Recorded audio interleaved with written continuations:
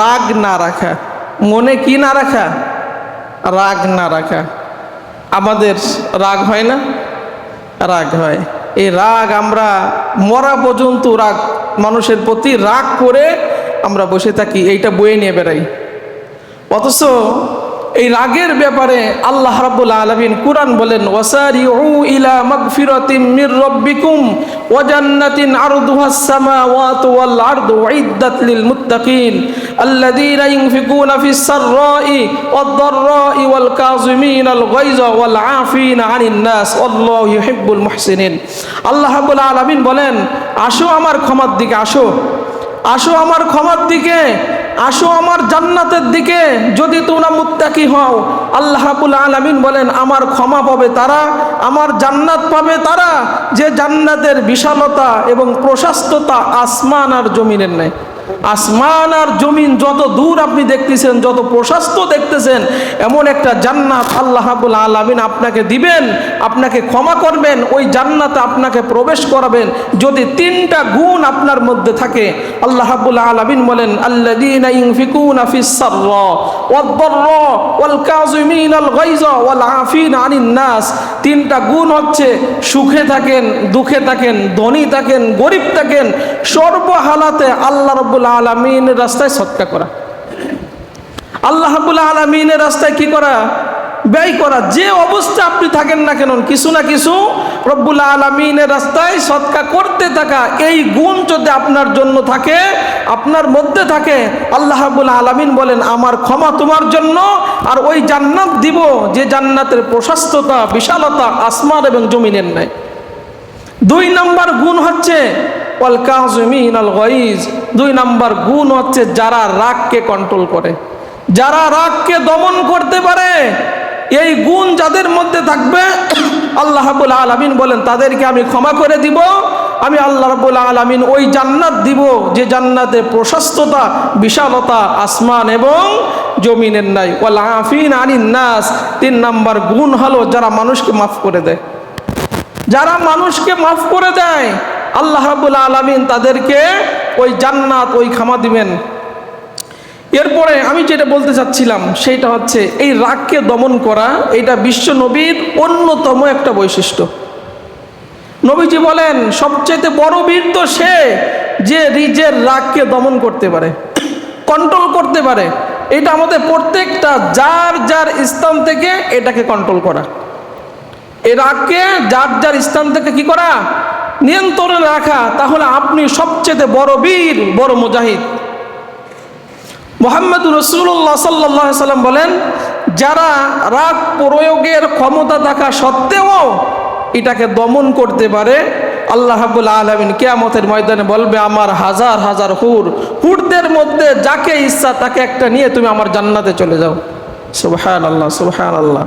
এজন্য আমাদের রাগকে যার যার জায়গা থেকে, যে স্থান থেকে, এই রাগকে কন্ট্রোল করা। এরপরে অনেকে চিন্তা করবেন যে আমরা এটা কেমনে দমন করি। ইসলাম 2টা নির্দেশনা দিয়েছেন যে রাগকে কন্ট্রোল করার। তার মধ্যে 1 নম্বর পদ্ধতি হচ্ছে, নবীজি বলেন, তোমার যখন রাগ হয়, যদি দাঁড়ানো অবস্থা হয় তাহলে তুমি বসে পড়বা। যদি বসা অবস্থায় তোমার রাগ হয় তাহলে তুমি শুয়ে পড়বা, রাগ নিয়ন্ত্রণে আসবে। নবীজি শিখাই দিয়েছেন সুন্নাহগুলো। যদি দাঁড়ানো অবস্থা আপনার, কারণ রাগ মানুষের জীবন থেকে কিছু না কিছু কেড়ে নেয়, কিছু না কিছু মানুষের। যেরকম একজন অভিভাবক তার বাচ্চাকে শেখানোর জন্য বলছে যে, আব্বা তোমার যখন রাগ হবে একটা পিন অথবা একটা তারের কাটা একটা কাঠের মধ্যে তুমি ঢোকাবা, হাতুড় দিয়ে পিটাই পিটাই ঢোকাবা। যে কয়বার তোমার রাগ হবে, ধরেন ঢুকাইতে ঢুকাইতে প্রায় 50-এর অধিক হয়ে গেছে, এতবার তার জীবনে রাগ হয়েছে, মানে তার সময় মতন। এবার বলতেছে তুমি ওই পিনগুলো উঠাও। উঠাই দেখে যে সেখানে ক্ষত, মানে ছিদ্র হয়ে গেছে, না ক্ষত হয়ে গেছে, ছিদ্র হয়ে গেছে। তার বাপ বাচ্চাকে বোঝাচ্ছে, দেখো আমরা রাগের মাথায় একজনকে ঘুষি দিলাম, রাগের মাথায় বউ তালাক দিলাম, রাগের মাথায় একজনকে বাড়ি দিলাম, পরে রাগ যখন মিটে যায় তখন অনুশোচনা করি, আইরে এটা করা ঠিক হয় নাই। তার মানে রাগ প্রত্যেকটা ব্যক্তির জীবন থেকে কিছু না কিছু কি নেয়, কেড়ে নেয়। এই জন্য মুহাম্মদুর রাসূলুল্লাহ সাল্লাল্লাহু আলাইহি সাল্লামের তরিকা হচ্ছে, বৈশিষ্ট্য হচ্ছে এই রাগকে দমন করা, রাগকে কন্ট্রোল করা। নবীজি বলতেন, যদি তোমার দাঁড়ানো অবস্থায় রাগ হয় বসে পড়ো, বসা অবস্থায় যদি তোমার রাগ হয় তাহলে তুমি শুয়ে পড়ো, রাগ নিয়ন্ত্রণে আসবে। এরপরে নবীজি বলেন যে রাগ হচ্ছে শয়তানের প্রভাব, রাগ হচ্ছে শয়তানের প্রভাব থেকে সৃষ্টি, আর শয়তান সৃষ্টি হচ্ছে আগুন থেকে, আর আগুন নিভানোর জন্য পদ্ধতি হচ্ছে পানি। অতএব তোমাদের যখন কারুর রাগ হয় তোমরা কি করবা? পানি দিয়ে ওযু করবা, ওযু করার দ্বারা আল্লাহ রাব্বুল আলামিন তোমার রাগ একদম নিভাই দিবেন, একদম পানি করে দিবেন, পানি করে দিবেন। এরপরে নবীজি 2 নম্বর আমল শিখালেন, যারা রাগ নিয়ন্ত্রণ করতে পারেন না। মুহাম্মদুর রাসূলুল্লাহ সাল্লাল্লাহু আলাইহি সাল্লাম 2 নম্বর আমল শিখালেন।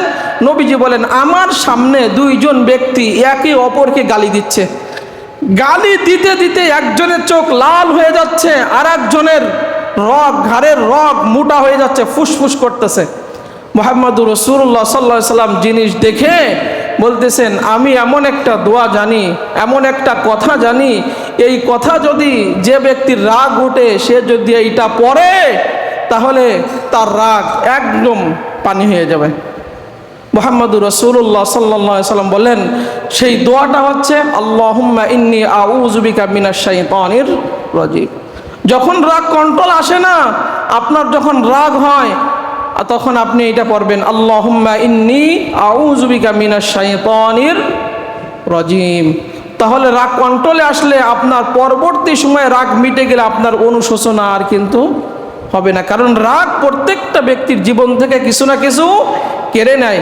এই জন্য মুহাম্মদুর রাসূলুল্লাহ সাল্লাল্লাহু আলাইহি সাল্লামের অন্যতম বৈশিষ্ট্য